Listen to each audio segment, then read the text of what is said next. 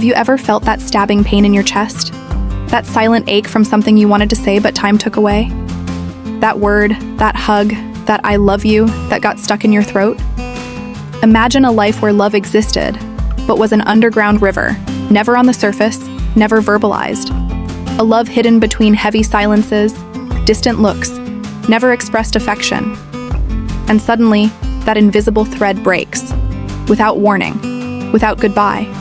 Only emptiness, the echo of unspoken words, and the question that gnaws at your soul. What if I had had the courage? Prepare yourself, because the story you're about to hear today isn't just about loss, but about the intricate webs of love, rejection, and regret that keep us dancing silently with the past. It's the letter of longing, and it can change how you see your own bonds. This story begins in a distant past, a time of extreme hardship. My mother, still a child, lived under the shadow of violence. My grandfather, with strength born from pain and despair, took everything out on her. Beatings were not the exception but the rule, considered normal at that time. Imagine the weight of growing up in an environment where the security of a hug was replaced by the fear of a blow. To survive, my mother told me they would steal. Yes, they stole corn and fruit from neighbors. They went to the cornfield, sneaked into orchards, so that hunger wouldn't have the last word. Despite all that pain and scarcity, her heart, pure and resilient, loved her parents. She loved them deeply. And she did everything, absolutely everything, to please them. An incessant search for affection that seemed unreachable.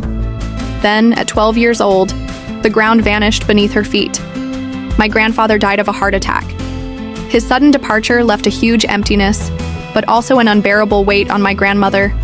Alone, with so many children to raise and no prospects, she made a decision that tore the family apart. She decided to give away all her children. And in search of an escape, a refuge, she ended up going to the zone, as we called the house of prostitution. My mother, a 12-year-old girl, saw the desperation and acted instinctively to survive. She ran away.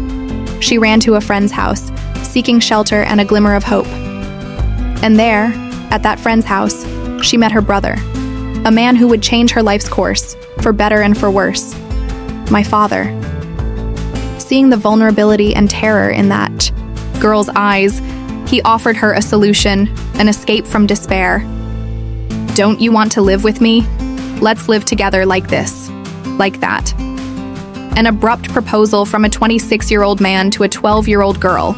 With no other options, no place to go, my mother, innocent and desperate for protection, accepted. And so, they started living together.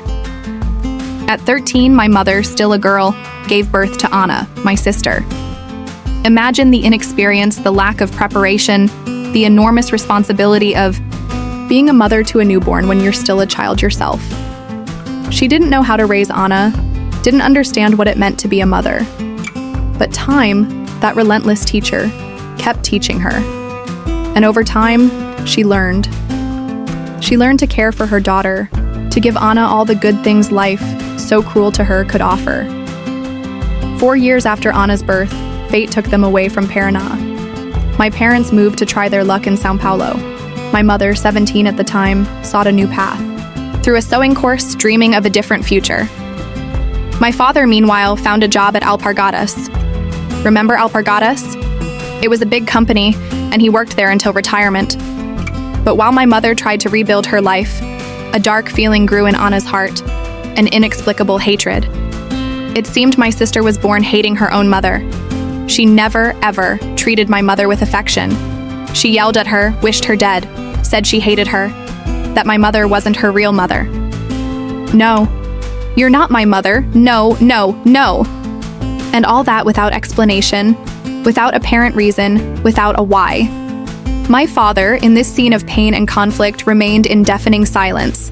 He never did anything. He always sided with Anna. And when they fought, he and my sister would go days without speaking to my mother. Days of icy silence, where my mother's pain echoed in silence beneath the coldness they showed her. She suffered alone, voiceless, unsupported. Years went by. My mother, now 30, became pregnant with me. Her happiness was palpable. a new hope, a new beginning amid many scars. But my father, harsh and curt, quickly gave her an ultimatum. You'll have to choose. I'm too old to be a father again. You're crazy to get pregnant again. Choose me or the baby. Me or the baby. Imagine the dilemma, the cruelty of the choice. But my mother, with a strength only a mother's love can have, didn't hesitate. She chose the baby. She chose me. As if she had brought that life into the world all by herself. My father insisted, "Are you crazy? Are you going to get pregnant at your age? I'm too old to be a father." But she chose me. This choice didn't make him leave her. But from then on, he simply treated me as if I didn't exist. For him, the only daughter was Anna, a ghost in the house. That was my reality in his eyes. Time continued its course. My parents managed to buy their own house. And then, my father decided to retire at 45. He never liked working much, despite years at Alpargatas. Once the house was secured, he decided, time to stop. My mother, on the other hand, dreamed big. She wanted a house on the beach, a new car, nice furniture. She didn't want him to retire. But my father, once he made a decision, was unyielding.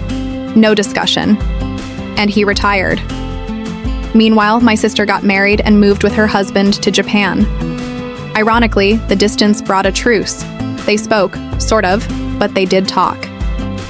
Every week, my sister in Japan, my mother here in Brazil. And over time, it seemed the distance had healed some wounds. They went back to being mother and daughter, something that had been unthinkable before. The first years of Anna in Japan were peaceful. She saved money and sent it to my mother with a request that she buy a house in Paraná for her. But during that period, my mother was weakened. She had just undergone hip surgery, had suffered for 5 years with back pain, and had to get a hip prosthesis. Poor her. Despite all that, she went to Paraná in frail health to buy the house for Anna. What she never imagined was the hell that house would become. The house was bought with Anna's money, but the name on the registration was my mother's. Because my sister wasn't in Brazil to sign the papers, the deed, and everything else, the plan was to transfer it to Anna, of course. But Anna didn't send the money for my mother to make the transfer. And then, a cruel fear took over her in Japan. The fear that, if something happened to her parents, I would have rights to that house. Wait a minute! You bought the house in your name and now? What if something happens to you? Then my sister will have a part. Done. Hell began. From Japan, she started calling, shouting, calling my mother a thief, thief of the depths of hell, and other things. My mother, for her part, couldn't transfer the house because she didn't have the money, and Anna didn't send the funds for that. It was a huge fight growing. Resentment with every call. Every day, a nasty argument. Until one day, the fight got so intense I couldn't take it anymore. I intervened. I couldn't stand hearing such insults coming from Japan to my mother here in Brazil. The two stopped talking forever. And inside, I knew my mother suffered terribly from all that. My father, as always, when it came to Anna, stayed out of it. He never defended my mother. But retirement, which should bring rest, brought a new terrible problem. He started drinking. And because of the fight between Anna and my mother, he drank even more. He went out and came home drunk every day. Argued with my mother over anything. Insulted her with the worst names. My mother's suffering only increased. The pain of not talking to Anna, being called a thief, and now her husband's drunkenness turned our house into a nightmare. In 2017, my father began acting strange, like a sick person. You know, like those who suffer from Alzheimer's. It was exactly that. My mother and I took him to the doctor, tests were done, but his health, according to the results, was perfect. Nothing showed up in the tests, not even brain scans. He seemed to have Alzheimer's, to be demented, but the exams said otherwise. Until one day, my mother and I, who worked with sewing, kept our earnings at home. And he, somehow I still can't explain, found that money. It was $3,000. He took it all and threw it in the trash. $3,000 in the trash. And the garbage.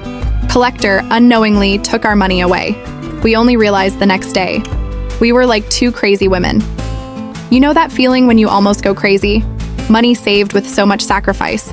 My mother and I sacrificing ourselves, and my father taking everything and throwing it away, acting like nothing had happened.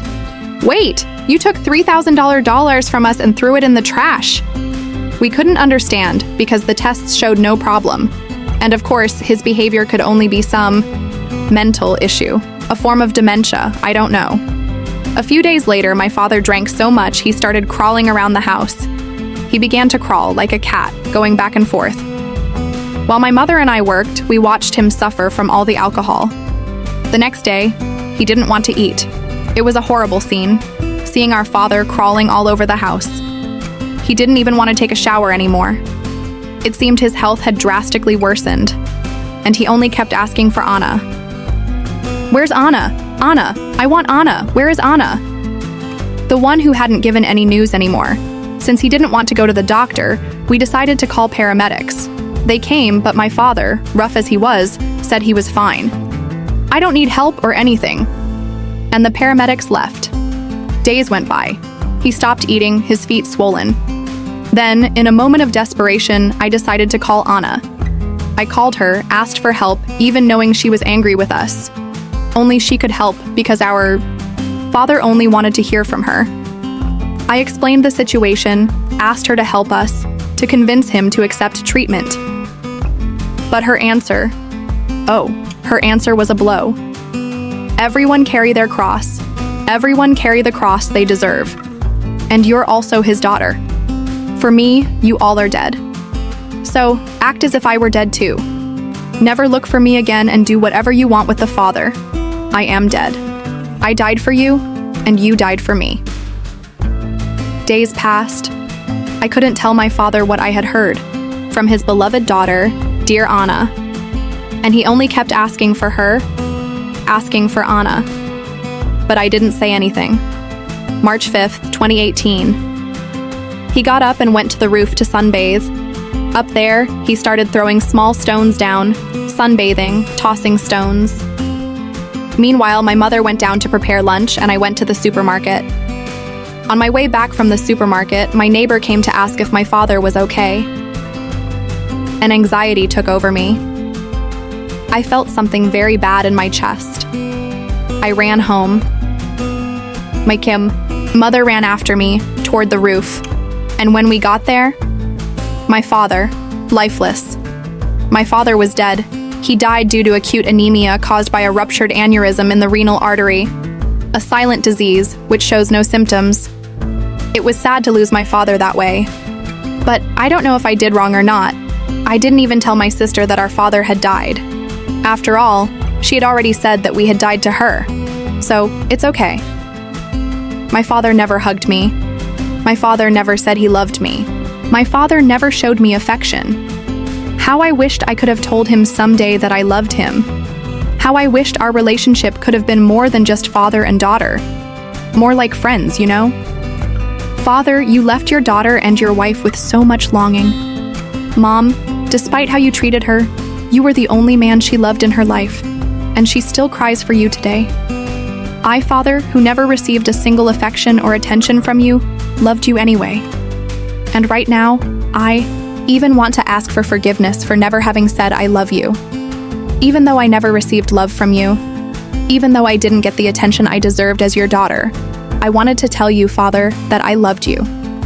Even though I didn't get love or affection from you, I sometimes think I should have taken the initiative. I should have told you that, despite everything, I cared for you. I loved you. From your daughter, Alessandra, who despite everything always loved you. Never forgot you. Rest in peace, my father. This is my story that life wrote. I miss you so much. Despite being rejected, I loved you. This story, the letter of longing, reminds us of something fundamental. Life is a breath, and unspoken words can echo for eternity. If this story touched your heart, if it made you reflect on your own relationships and the love you hold, but perhaps don't express, I have an invitation. Share this video with someone who needs to hear it. Leave a comment below with a reflection on the words you wish you had said, or those you will say from today on. Your story is unique, and the world needs to hear it. Don't let silence be your greatest regret.